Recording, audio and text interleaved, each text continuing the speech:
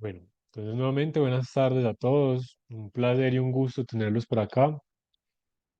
El título, Resiliencia en la incertidumbre, abordando la angustia y la ansiedad. Pues yo creo que una masterclass muy necesitada en estos momentos de incertidumbre, en estos momentos que están pasando tantas cosas. Entonces, bueno, espero realmente salgan muchas preguntas, porque más que yo darles e impartirles un montón de información, la idea es que esto sea bastante, como muy hecho a la medida de las preguntas que tengan y de las inquietudes que vayan surgiendo. Entonces, bueno, me presento con ustedes. Mi nombre es Tomás Valencia Sanín, bueno, especialista de adopción yo. Contarles un poquito de mí frente a este tema de la resiliencia. Es un tema que de pronto he podido tener la oportunidad de trabajar no solamente en lo profesional, sino también en lo personal, con situaciones un poco críticas a nivel familiar, pues tiempo atrás, que van reestructurando. Y precisamente también la idea de esto es que puedan ver cómo se va dando esa reestructuración de la realidad cuando atravesamos distintas situaciones y cómo la resiliencia nos permite que esa reestructuración, es decir, que ese nuevo constructo, sea algo más acorde a esa necesidad que aparece. Entonces, que podamos realmente hacer de la realidad un lugar en el que nosotros podamos siempre avanzar. Es un proceso de adaptación. Entonces, bueno, para empezar, bienvenidos a todos desde distintas partes del mundo, porque sé que hay personas que están en todas partes, así que un título de bienvenida con distintos idiomas por las distintas comunidades en las que cada uno se encuentra, independiente del lugar del que venga como tal, porque también se necesita resiliencia para lo que es la adaptación. Entonces, quisiera empezar con este QR para que lo escaneen. Es una pequeña encuesta de Menti donde van a cada uno a responder qué es para ustedes la resiliencia y podamos entonces ver más o menos qué es lo que va respondiendo cada uno, cuáles son esas expectativas que tienen frente a la resiliencia, esos entendimientos y esos mitos incluso que pueden tener al respecto. Entonces, voy a dar unos segunditos para que escaneen el QR y puedan entonces escribir en sus propias palabras qué entienden o creen que es la resiliencia.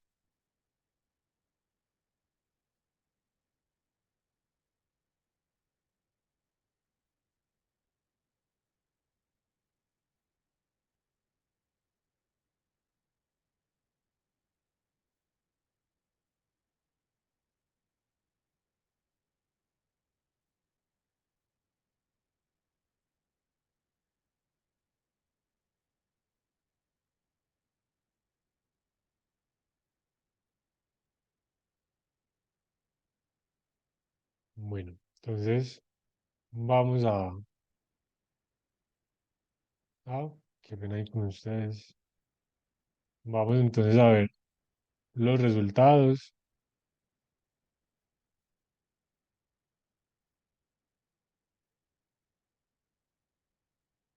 Entonces, bueno, en los resultados, dificultades superadas, tolerancia, crecimiento. Bueno, tres respuestas. Vamos a ver qué voten de pronto más, que escriban más respuestas.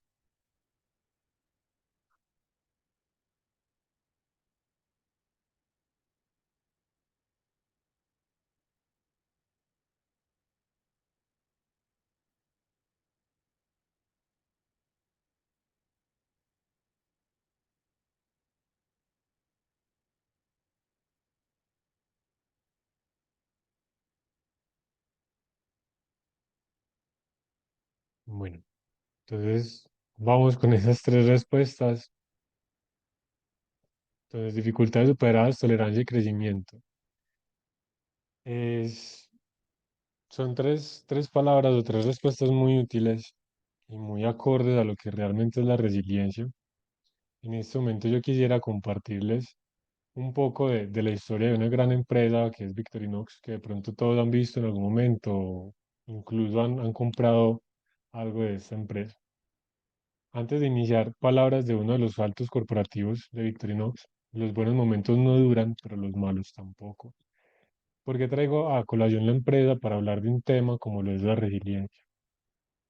Esta empresa se hizo muy popular con la venta de navajas.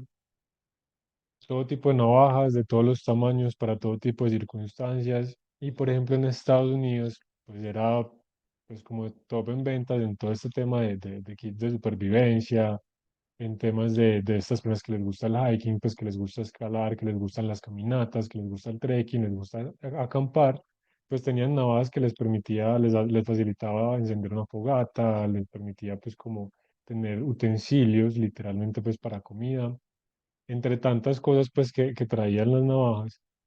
Y esta empresa, siendo pues como top en ventas y top en su categoría, tuvo una manera muy particular de vivir como empresa.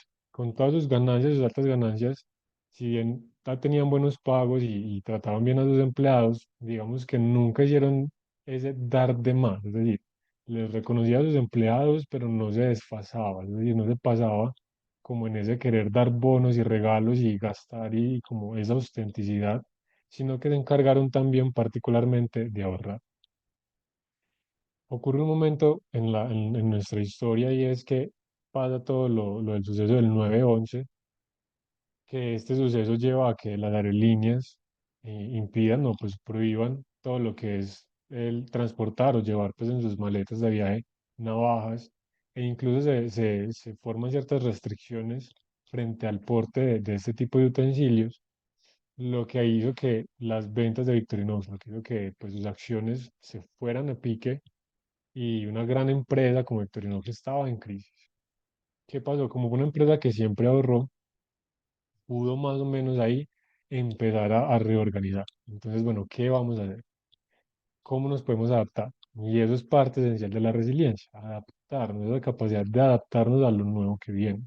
No quedarnos en la rigidez, no quedarnos como en ese mismo lugar, en ese punto, intentando que todo cambie desde la misma mentalidad, como que conservo la mentalidad y todo tiene que adaptarse, el mundo tiene que adaptarse, sino que realmente yo me adapto a esas nuevas circunstancias.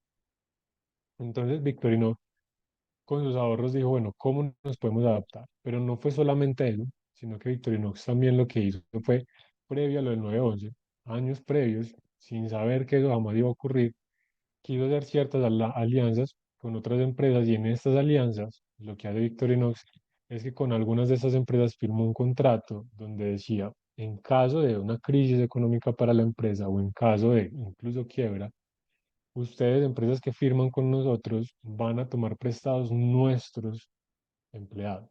Es decir, si Victorinox tiene una crisis, perdón, los empleados de Victorinox no se van a quedar sin trabajo, van a seguir haciendo sus trabajos, pero en otras empresas. Entonces, esto también permitió que la empresa pudiera seguir teniendo su personal y seguir creciendo desde esa relación que tiene con sus colaboradores, pero entonces también en ese reinventarse, Victorinox dice, bueno, vamos a hacer otras cosas, no vamos a hacer unas navajas más seguras, no, miremos en qué más podemos, en qué otras áreas podemos realmente como entrar y dominar. Entonces aparece lo que son todo el tema de candados y correas de seguridad para las maletas, para bicicletas, tienen su propia línea de ropa, crean su propia línea de relojes, relojes suizos, que en este momento incluso para Victorinox lo que son las navajas, que en algún momento fue su insignia, las navajas ahora son un producto muy secundario. O sea, para Victorinox en este momento las navajas es como un extra. O sea, si tú lo ves y te antojas, la quieres tener, la quieres coleccionar, lo puedes hacer, pero ya Victorinox no depende de eso y ya no es lo que lo representa como empresa. O sea, lo representa su logo, pero lo que lo sostiene son otros productos. Entonces ahí empieza esa reinvención y es un proceso de resiliencia ante una gran crisis, ante un momento crítico que pone a la empresa en ese punto de quiebre de o me adapto o literalmente perezco, o sea, caigo y se acaba todo esto, logra reinventarse. Así que también para eso traigo en este momento una frase que, pues con el permiso de ustedes, sí me gustaría leerla, me gustaría en este caso sí leer. Estas son palabras de Wataru Ohashi, él es un médico japonés, el padre de la diagnosis oriental y del Ohashiatsu, y él tiene una historia muy particular. Él llega a Estados Unidos sin nada, sin familiares, sin dinero, llega desprovisto de todo y entra en una crisis, pero logra eventualmente resurgir y salir adelante. Y estas son palabras de él, compartidas en una conferencia y compartidas también en su libro principal de Diagnosis Oriental, cómo leer el cuerpo. Y él dice, la actitud ante la realidad puede constituir la base para el cambio positivo. La realidad es la realidad. Sí, tengo un problema. El asunto es cómo reacciono ante él. ¿Voy a renunciar porque creo que el problema es demasiado grande para mí o voy a considerarlo una oportunidad? La manera en que miramos el problema determina la forma de tratarlo. Nuestra actitud está en nuestro poder. Cambiamos de actitud y vemos el problema bajo una luz diferente. Entonces, estas palabras de Ohashi es sobre todo entender que cambiar la narrativa, o sea, cambiar esa historia que yo me cuento, no cambia la realidad per se, o sea, la realidad en sí misma persiste y sigue siendo el mismo evento. O sea, el evento que sucedió, sucedió, pero el cómo yo me lo cuente permite realmente que yo haga algo al respecto, o por el contrario, me quede sin energías y sin posibilidades para hacer algo al respecto. Entonces aquí les comparto algo que incluso trabajando pues en las sesiones de coaching, en las sesiones también de terapia, doy siempre el mismo ejemplo y digamos que nos vamos a encontrar, que vamos a hacer de esta masterclass. Siempre pongo el ejemplo de sesión, pero ahora en masterclass vamos a hablar de la masterclass. La vamos a hacer en un lugar presencial, nos vamos a reunir todos en un café y camino allá, pasa algo. Voy caminando, me tropiezo, me caigo, no me lastimo, no me pasa nada grave, me paro y continúo mi camino. Cuando llego, ustedes me saludan, Tomás, ¿cómo te fue viniendo hasta acá? Yo les podría decir de una manera muy objetiva y muy absoluta, me fue bien. Me fue bien, pues venía para acá, me tropecé, me caí, no me pasó nada, me paré y seguí mi camino y llegué bien. Todo está bien. Y en ese momento estoy en un punto muy neutral a lo que venga, a lo que la masterclass nos vaya trayendo y nos vaya dando.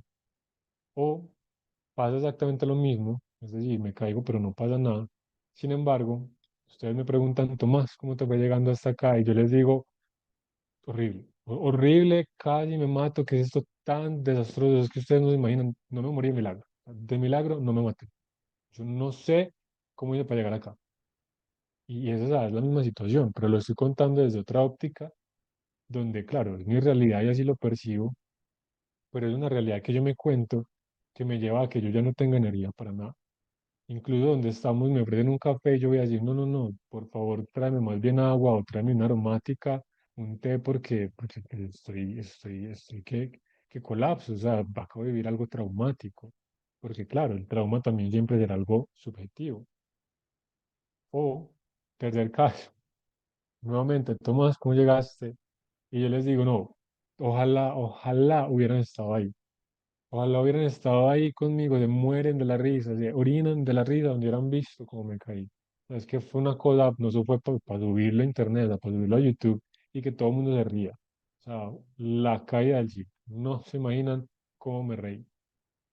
En ese momento, es el mismo evento, pero yo me estoy contando una realidad distinta, una historia diferente. Mi narrativa es una narrativa que me lleva a sentirme muy activado, muy positivo y quiero con todo, o sea, quiero comerme el mundo entero en este momento porque tengo mucha energía y empecemos esta masterclass y quizá tenga tanta energía que puede que me pase y empiece a hablar de más o hablar demasiado rápido porque me deje emocionar por esa historia nueva que me cuento.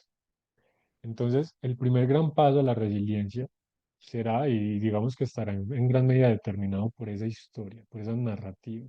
De allí la importancia de cuál es la historia que yo me cuento.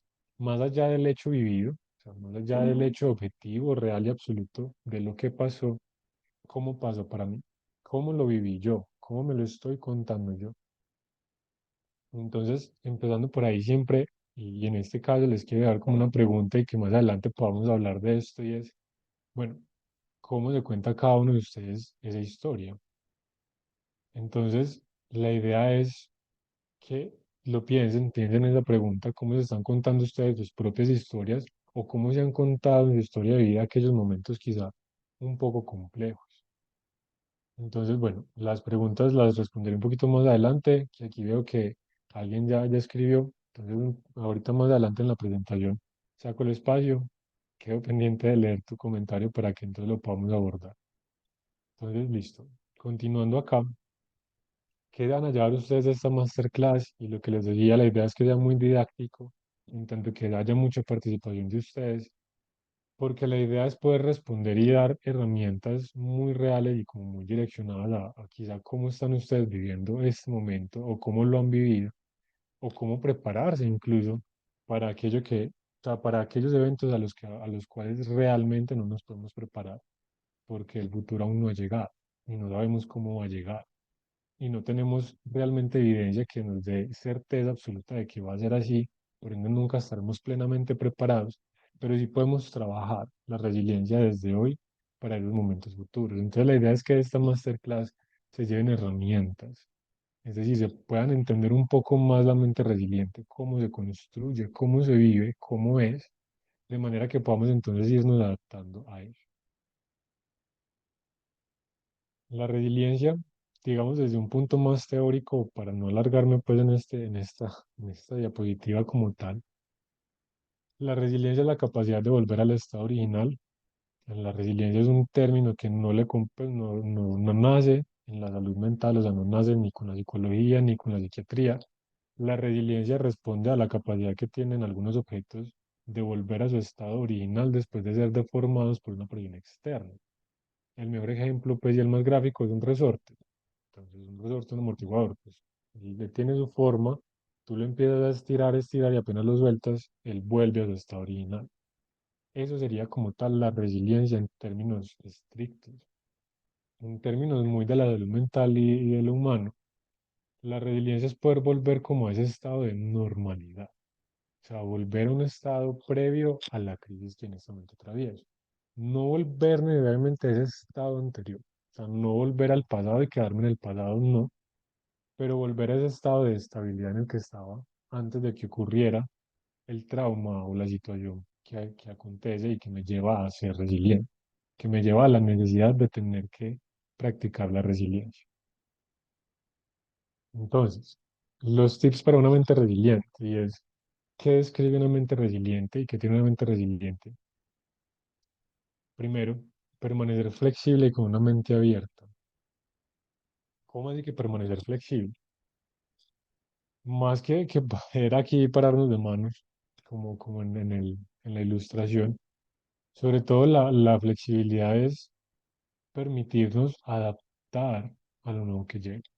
Si yo permanezco muy rígido, permanezco muy inmóvil, va a ser muy difícil para mí poder hacer algo con esto nuevo. ¿Por qué? Porque es que es una situación nueva, es un contexto nuevo, condiciones nuevas.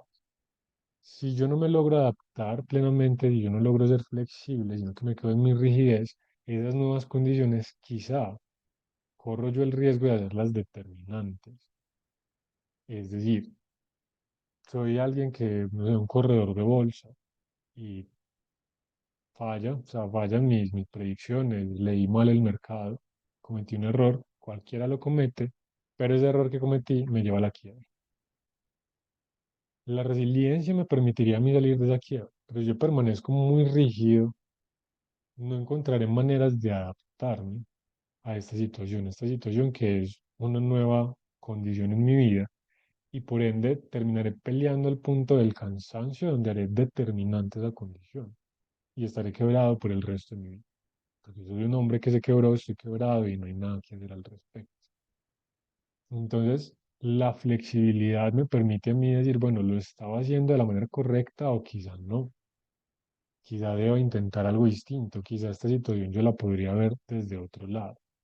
No les voy a venir aquí a hablar, no, entonces cuéntate que esto que te acaba de pasar es un milagro.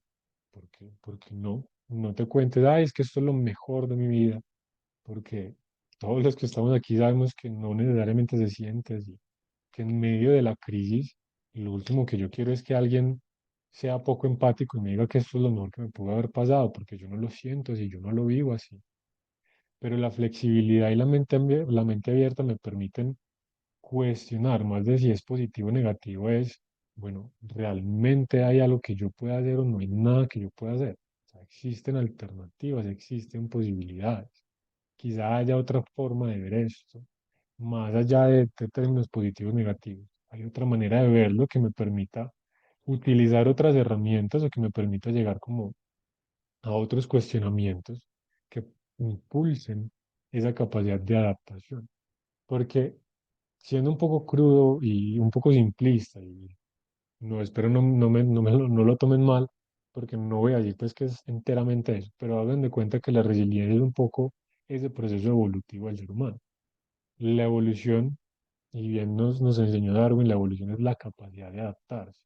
Aquellos seres o aquellas especies que se logran adaptar son aquellos que evolucionan, por ende son aquellos que sobreviven y continúan adelante en el transcurso de su propia historia como especie, y quienes no se adaptan perecen. La resiliencia es esa capacidad evolutiva de adaptar, es decir, evolución. O sea, cuando yo soy resiliente, yo evoluciono.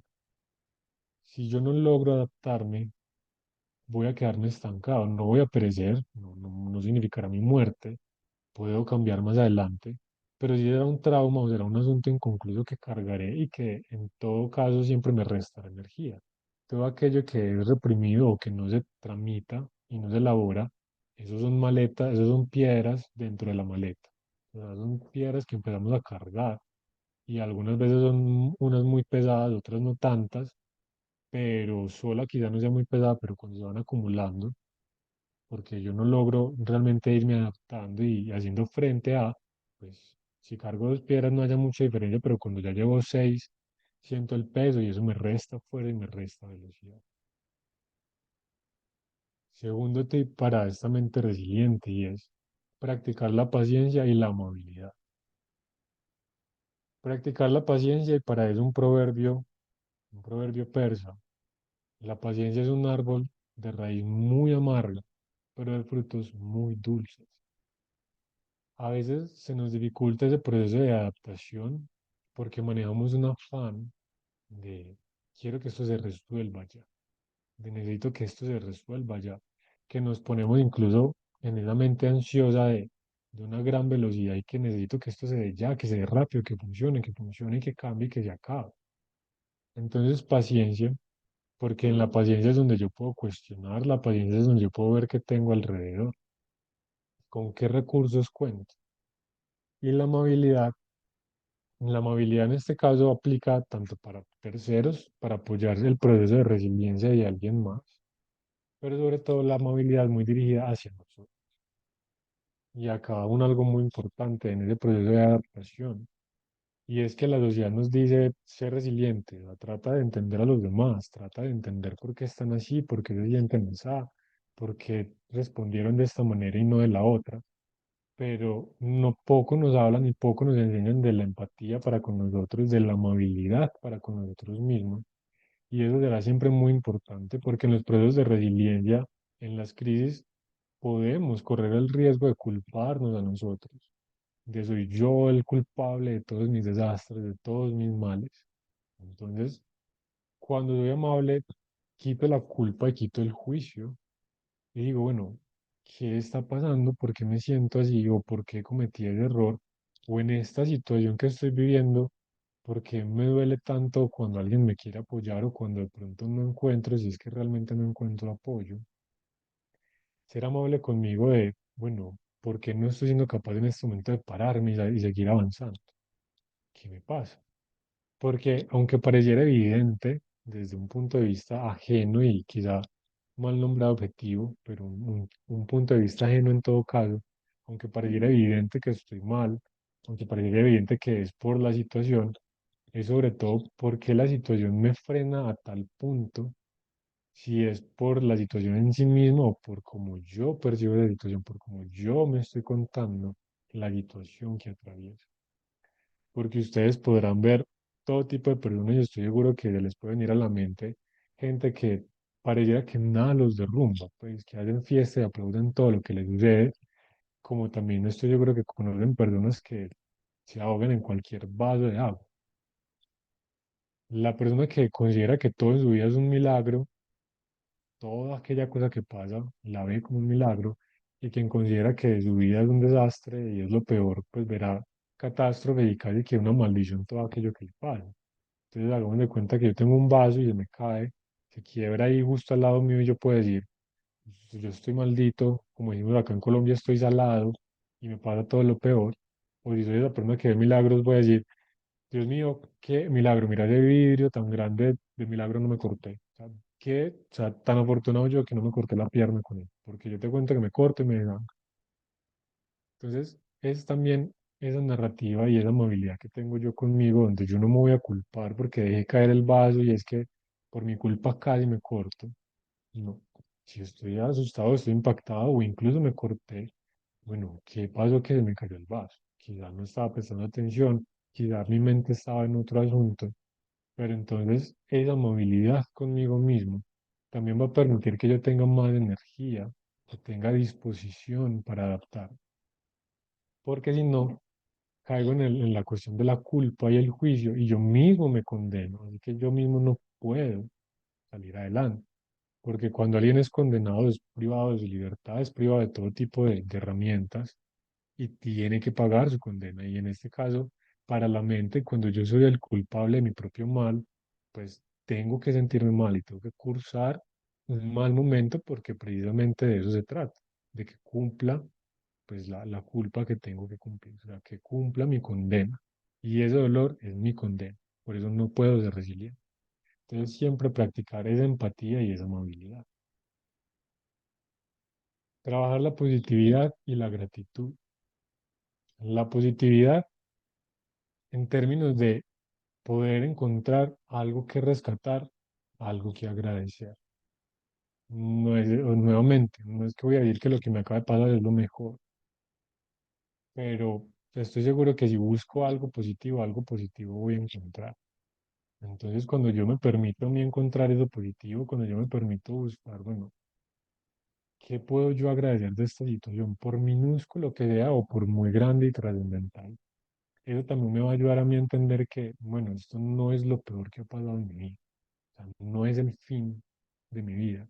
O incluso si llegase a ser la peor situación que he atravesado hasta el momento, no es tan horrible como para que no exista algo positivo. No es tan horrible como para que no haya algo que yo diga, bueno, al menos no pasó eso. Al menos no se fue tal persona o no se acabó todo. Porque sí, hay situaciones que son muy catastróficas, es verdad, pero algo positivo hay allí. Que si permitimos, si nos permitimos esa apertura a ver y a agradecer, tendremos un poco más de fuerza. Normalmente va la narrativa en un camino positivo. Y ese pequeño detalle positivo que yo vea, ese pequeño detalle va a ser un rescate, va a ser ese salvavidas en pleno mar donde solo hay agua. Acá encuentro ese salvavidas, esa pequeña cosita linda, agradable, que yo puedo agradecer, ayuda a que yo me sostenga y pueda flotar un poco más en esta situación. Frente a la gratitud promueve todavía más esa adaptabilidad, promueve más esa evolución que les comentaba ahorita, porque entonces logro entender que esto me ha permitido también algo.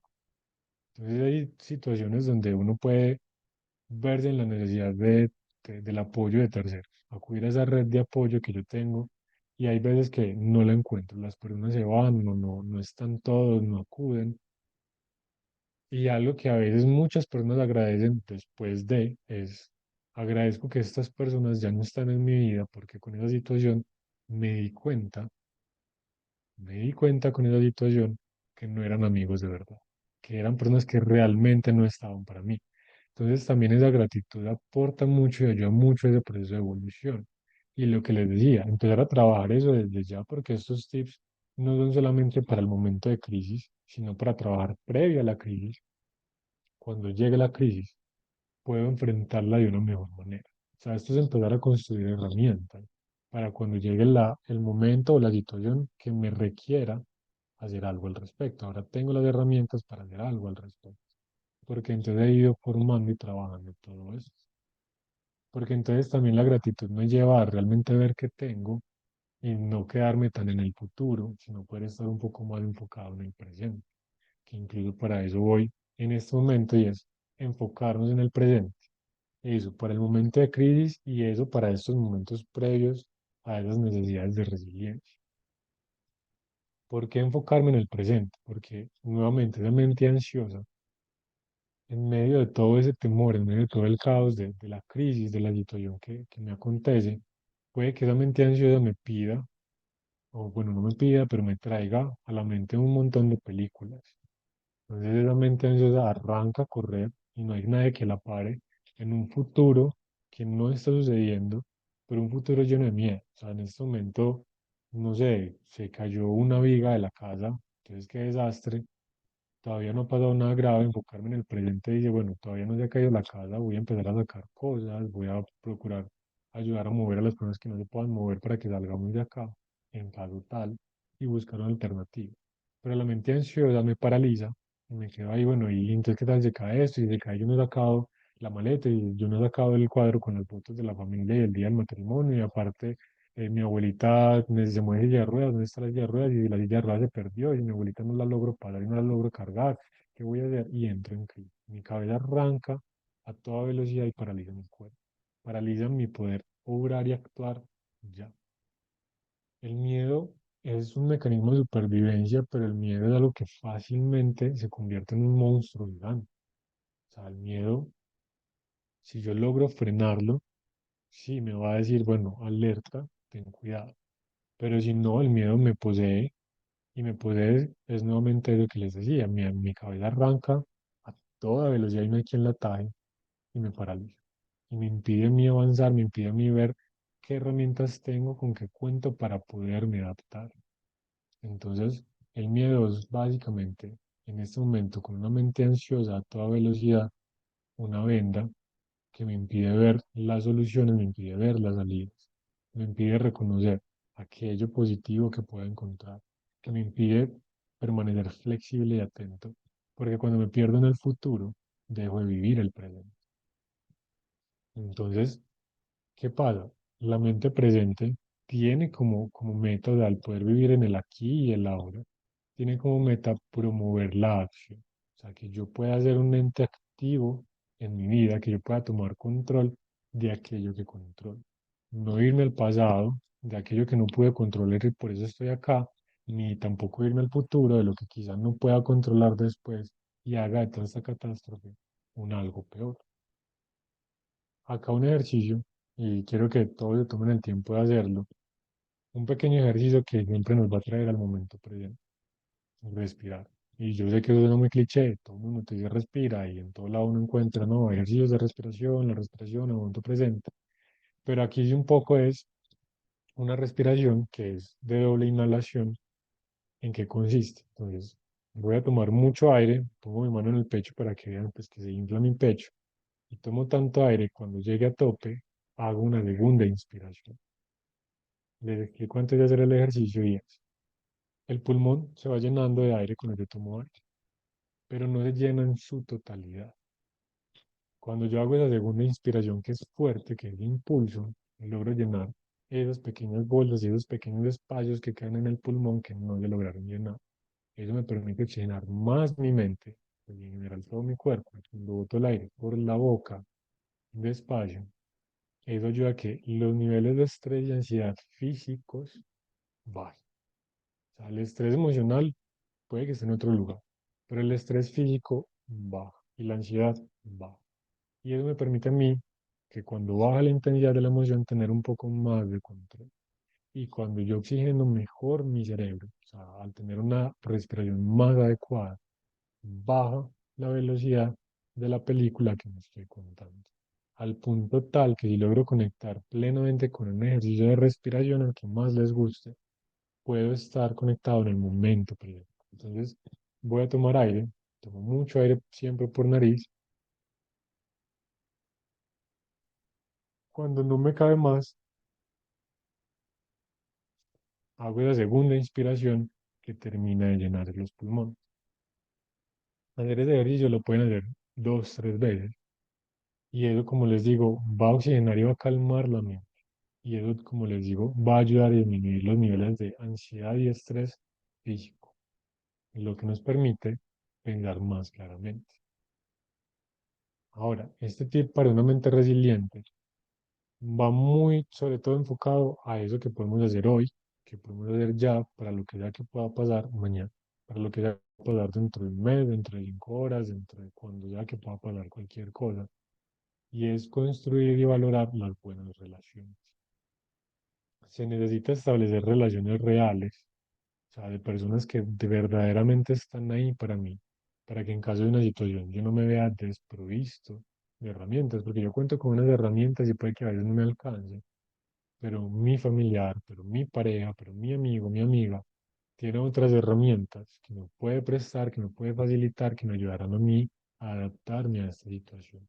Esas herramientas no siendo algo plenamente físico, sino también desde ese soporte y apoyo emocional, como yo también puedo entender que no estoy en soledad, o sea, que si bien puedo estar solo porque físicamente no hay nadie a mi alrededor, nunca estoy en soledad, es decir, no estoy desprovisto de acompañamiento, de apoyo de esa energía que el otro me puede dar, de eso positivo que el otro me puede traer. Entonces, construir y valorar las buenas relaciones nos ayuda a mantenernos también a flote en momentos de crisis, en momentos de crisis, perdón, porque esas personas, como les decía, nos van a dar esas herramientas que de pronto, con las que yo de pronto no cuento. Y porque construir buenas relaciones se trata también de establecer límites con los demás, de que se promueva siempre la empatía y no la simpatía. Aquí un poquito de qué es uno y qué es lo otro es. La empatía es entiendo tu dolor, entiendo que te duela, aquí estoy para ayudarte como pueda yo ayudarte, como pueda yo servirte. La simpatía es algo que todos hemos escuchado y que sabemos que no nos ayuda para nada cuando lo hemos necesitado. Y es que te caíste y te fracturaste un pie y el simpático llega y te dice, bueno, pero al menos todavía tienes un pie para fracturarte, pues al menos no estás mucho. Cuando se te daña el carro, pues pero al menos tienes carro. Hay gente que no tiene carro. Y que son palabras que no sirven, que por el contrario hacen de todo un poco un algo peor, ¿cierto? Entonces, esas buenas relaciones construidas es también establecer límites de quiénes son las personas adecuadas para mí y sobre todo quiénes son las personas adecuadas para mí en caso de una crisis.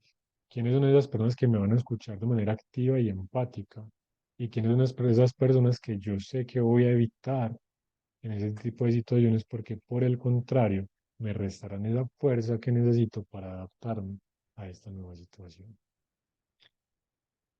Y un último tip esencial, vital, para construir desde ya y para entender en esos momentos también es poder permitirnos, y eso es palabra clave, permítete reconocer tus emociones.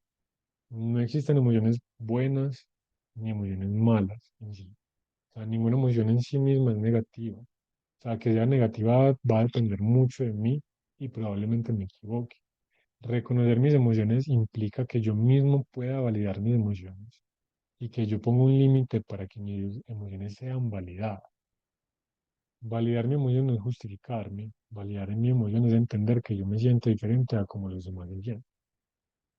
Que cuando llega el simpático dice, pero al menos tienes carro, pero es que no importa, me siento mal. Y para mí esto es grave, y para mí esto es doloroso, y para mí esto es traumático. Entonces, reconocer mis emociones implica que les voy a dar un lugar. Ahora, reconocer mis emociones es permitirme saber si estoy feliz, si estoy triste, si estoy enojado, si estoy frustrado, si estoy como estoy. ¿Por qué? Porque también a veces no sabemos qué sentimos. Sentimos un algo en no sé dónde me duele, no sé en dónde me duele. Y siento, no sé qué siento. Y si yo no sé qué tengo, y yo no sé qué siento, y yo no sé dónde duele, yo no puedo hacer nada. Si ustedes van al médico y le dicen al médico, no, es que yo tengo un dolor que me da a veces, como en el día, en ciertos momentos del año, bueno, cuéntame más. O sea, el médico no puede hacer absolutamente nada. Pero yo le digo al médico, no, es que me duele en me duele la parte lumbar cada vez que me acuesto. Bueno, el médico ya tiene una guía, y ya puede decir, listo, puede ser esto, o puede ser lo otro, o vamos a hacer exámenes por este lado y vamos a mirar este tipo de cosas. De lo contrario, no. Si yo llego a terapia y digo, no, es que yo estoy aquí porque a veces me siento como raro y no sé qué es, pero tampoco sé qué lo genera, y bueno, quiero que usted me lo solucione. Bueno, yo no estoy entendiendo qué es lo que tú vives. No sé qué vives. Entonces, permitirnos reconocer qué estoy sintiendo yo, porque necesito reconocer para poder elaborar, necesito reconocer para poder trabajar, necesito saber qué es para saber qué me genera más fácil ese tipo de emociones y porque cuando me permito reconocer la emoción, permito que también llegue a la luz cuál es el contexto de esa emoción, qué la detona, qué me hace a mí sentir feliz o qué me hace sentir triste. Y reconocer las emociones viene con algo clave y es, no se controlan las emociones es imposible controlarlas. Y es particular de decir esto en este espacio, pero es verdad.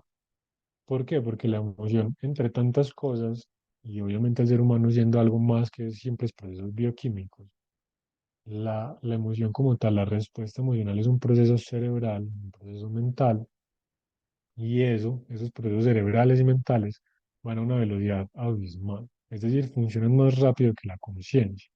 Entonces, no es como que yo vivo algo y conscientemente digo, bueno, esto me genera tristeza porque yo entiendo esta situación como negativa, porque en cierto momento en mi vida, hace tantos años, yo logré entender que, y entonces ahora me voy a empezar a poner triste, en 3 2 1 estoy triste. No, pero el cerebro sí hace eso, en cuestión de milésimas. Es decir, el cerebro pasa, el cerebro interpreta, ya sabe, asocia, y inmediatamente aparece, e inmediatamente, perdón, aparece la emoción. Entonces la emoción como tal yo no la controlo, yo no controlo que aparezca o no. Yo puedo reconstruir desde mi narrativa la realidad que yo habito y por ende, más adelante puede que lo que hoy me pone triste, dentro de una semana, un mes, un año, más adelante en mi vida, yo ya no me sienta triste por eso. No porque controlé la emoción, sino porque mi historia cambió, mi realidad es otra. Pero reconocer las emociones me permite a mí saber gestionar la emoción, que eso sí yo lo puedo hacer. Entonces yo no controlo qué emoción aparece, pero yo sí controlo qué hago con esa emoción que aparece. Entonces, si estoy en una reunión de trabajo y me acordé de algo que me genera mucho dolor y tristeza, o todavía estoy cursando ese proceso de duelo y una situación difícil, o todavía estoy en medio de la situación difícil, puede que yo diga, este no es el momento para llorar. O sea, yo no debo llorar en este espacio, en este momento, porque es una reunión crítica, es un momento difícil y complejo para la empresa y yo me desbordo acá. Bueno, esto va a ser algo peor. Entonces yo ahí puedo, o decirme a mí mismo, puedo hacer una contención, o sea, puedo ponerle pausa a la emoción, no la suprimo, no la cierro, le pongo pausa y después la vivo o me retiro y la vivo. En momentos de incertidumbre, en momentos de crisis, en ese proceso de resiliencia, yo gestiono mis emociones. Tengo ganas de tirar todo a donde ya sabemos, pero este es el lugar, este es el momento crítico para eso, ¿o no? Pero entonces pospongo ese darle salida y plenitud a esa emoción. Entonces digo, bueno, en este momento necesito pararme y seguir avanzando. Ahorita más tarde o mañana o a la noche o en el momento en el que me detenga, en el que logre hacer la pausa, ahí voy a vivir la emoción, pero me aseguro de vivirla y darle un lugar y darle cabida. ¿Por qué me estoy sintiendo de esta manera? Porque cada situación, y es parte del proceso de resiliencia, me dice algo de mí, me enseña algo de mí que quizás yo desconocía o algo que yo no me había permitido saber y conocer. Entonces esa emoción me va a permitir entender de manera que yo pueda crecer, de manera que yo pueda elaborar y pueda entonces seguir avanzando. Ahora, tiempo para las preguntas de ustedes. Dado pues como de pronto las dificultades con Menti en el tema de las encuestas, les tenía una pregunta y es de qué me doy cuenta, pero para no estar pasando de plataforma de una a otra, de qué se dan cuenta y bueno, qué preguntas surgen. En este momento pues bueno, voy a mirar el chat, que hay varios mensajes para empezar a dar de pronto respuesta a lo que allí tengo. Mientras tanto, pues también mientras leo las preguntas que se permitan hacerse ese espacio para ustedes de qué me doy cuenta en este instante con esta presentación. Bueno, Milagros dice, la resiliencia, ¿cómo la puedes aplicar cuando la situación aplica a un problema de salud? ¿Cómo logras ser positivo cuando resolverlo implica las emociones? Bueno, aquí entra algo muy importante, Milagros, y es aparte de la narrativa, se hace vital darle sentido a las cosas. ¿Cómo hay que darle sentido? Y eso pues en términos generales en la resiliencia, pero en la vida, cuando las cosas carecen de sentido, es un sufrimiento constante, un dolor constante. pero cuando yo le doy un sentido, se vuelve un sacrificio. Esto digamos como que te lo digo muy desde la teoría. Pero entonces, la resiliencia y el sentido de la enfermedad, como es un proceso de salud, cuando yo me permito resignificar mi enfermedad, dejar digamos, de reclamar, de estar en esa postura de por qué a mí, por qué yo, y me hago responsable. Responsable no es culpable, pero responsable es que la tengo yo. Entonces yo soy quien puede o no hacer algo al respecto. Yo soy quien hace algo con esto que aparece. Entonces, cuando me permito eso, que no te voy a decir que es súper fácil, no, milagro, solamente pregúntate y dale sentido y ya, no, obviamente no es tan sencillo. Pero entonces sí, hacer esa pausa con los dolores que implica y con el esfuerzo que implica. Bueno, ¿qué me dice esta enfermedad de mí? ¿De qué me puedo dar cuenta? Esto teniendo presente que el cuerpo habla por la mente, que muchas veces, no todas las enfermedades, pero muchas veces los síntomas y algunas enfermedades son solamente una expresión de un algo que sucede a nivel emocional, a nivel mental, a nivel de vida. Entonces yo simplemente eso lo extrapolo y lo llevo al cuerpo. ¿Por qué? Porque todo lo que se reprime y se censura intenta salir, por A, por B, por C, por donde sea, pero intenta salir y logra salir. Entonces, ¿qué me permite a mí esta enfermedad de que me doy cuenta? ¿Qué puedo hacer con ella? ¿Hay algo que pueda y deba hacer con ella o por el contrario no? Porque también allí hay algo que trabajar. Y con las emociones es sobre todo qué emoción es la que yo más siento. Siento tristeza, me siento frustrado, siento impotencia, siento rabia, siento ira.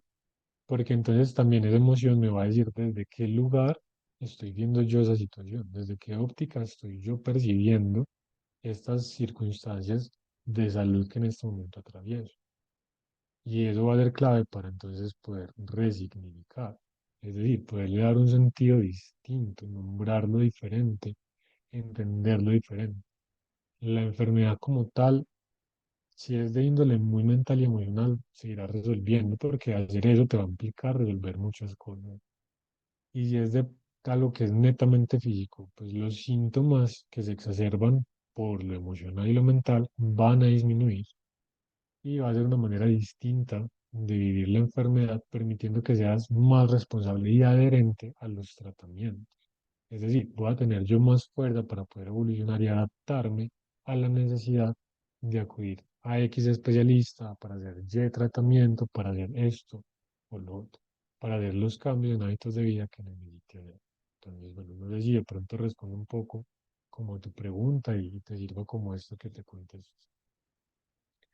Bueno, Susi González, en estos momentos estoy pasando por dos procesos. Estoy sin empleo y mi relación de pareja de un año culminó prácticamente de manera simultánea.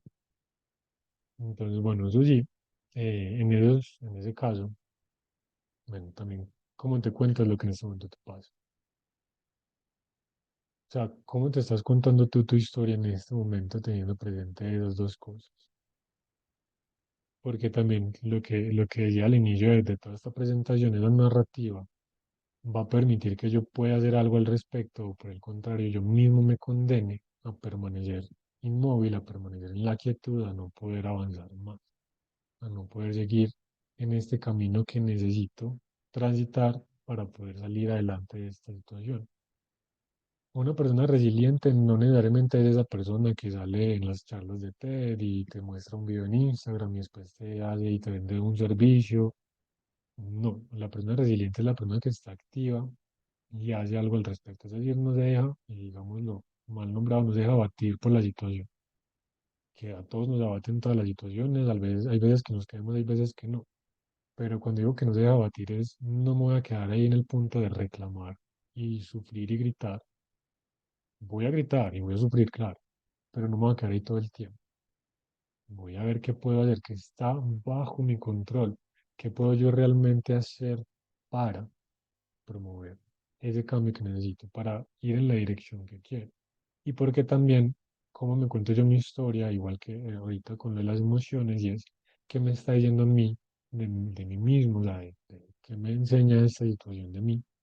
Y también entonces, si yo no sé o no tengo claro cuál es la narrativa que tengo, mis emociones van a decir por qué lado va, en qué postura estoy. Incluso mis emociones van a decir mi narrativa real cuando quizá la mente me quiera contar otra cosa. Bueno, ahora milagros. ¿Cuáles son las herramientas con las que cuentas para el miedo, para que el miedo no entorpezca la resolución y dominio de lo que no puedes controlar? Es difícil para mí controlar mis pensamientos, que en general analizo y provienen de experiencias de vida negativa. De repente abordan a mi mente sin aviso o que cualquier evento me los trae a la mente. Bueno, entonces, para el manejo del miedo, muy importante, uno, tratar de enfocarte en el presente. Entonces, a través de los ejercicios de respiración o actividades, pues, puede ser actividad física, puede ser un hobby, cosas que calmen la mente, es decir, que bajen el volumen y que, digamos, frenen un poco esa película que va a toda velocidad. Es el primer paso, lo esencial, poder llegar al presente. ¿Por qué? Porque el miedo, no necesariamente, pero muchas veces es irracional. Irracional en el sentido de que vive mucho o en el pasado o vive mucho en el futuro. Entonces, estar en el presente me permite a mí decir, bueno, realmente está pasando eso que creo que está pasando. Realmente lo estoy viviendo como creo que lo estoy viviendo y qué evidencia, es decir, qué pruebas tengo yo de que va a pasar eso que me estoy imaginando que va a pasar. Pero entonces también aquí algo y es mucho un llamado a que estés muy alerta. El miedo es paradójico. El miedo es paradójico porque el ser humano es paradójico. Entonces el miedo es paradójico, ¿por qué? Porque muchas veces actuamos desde el miedo perpetuando nuestra situación. Doy un ejemplo quizá cliché.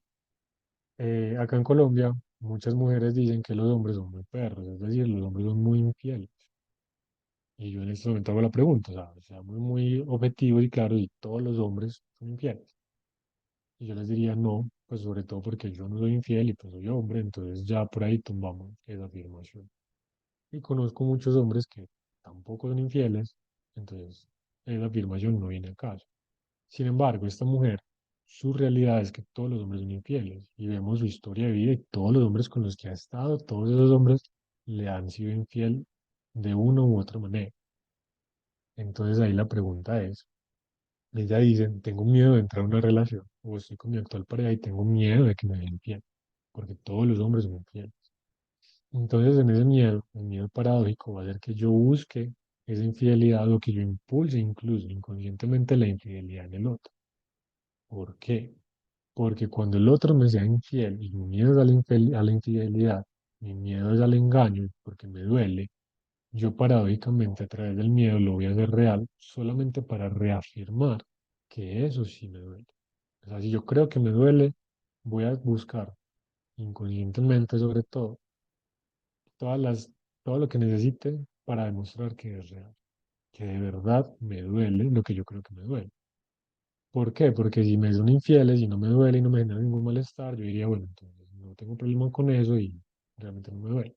Pero como sí me duele, entonces sí es verdad que yo no quiero una infidelidad y que yo quiero es lo contrario. Entonces yo quiero un hombre fiel. Entonces estoy tan convencida de que quiero lo otro que me aseguro de manera opuesta o paradójica vivir lo que me da miedo y lo que me duele y lo que me genera dolor. Entonces, con el miedo es controlar, es gestionar, más que controlar, por lo que les decía ahorita, la emoción como tal no se controla y el miedo es una emoción primaria. O sea, con mayor razón es algo mucho más innato en nosotros, algo más biológico. Entonces es primero calmar la mente, bajarle el volumen y la velocidad y hacer un llamado al presente. ¿Qué estoy sintiendo en este momento? ¿De qué me doy cuenta? ¿Y qué evidencias tengo yo o no de lo que se viene o de lo que creo que va a suceder? Entonces, enfocar la mente ya es vital para el miedo. Y la narrativa. ¿En qué lugar ocupo yo en mi propia vida? ¿En qué lugar ocupo yo en el mundo? Si estoy realmente en ese punto o en ese lugar de vulnerabilidad. Bueno, no sé si de pronto tengan más preguntas, inquietudes. Si alguien de pronto quiere hablar y se abre el micrófono.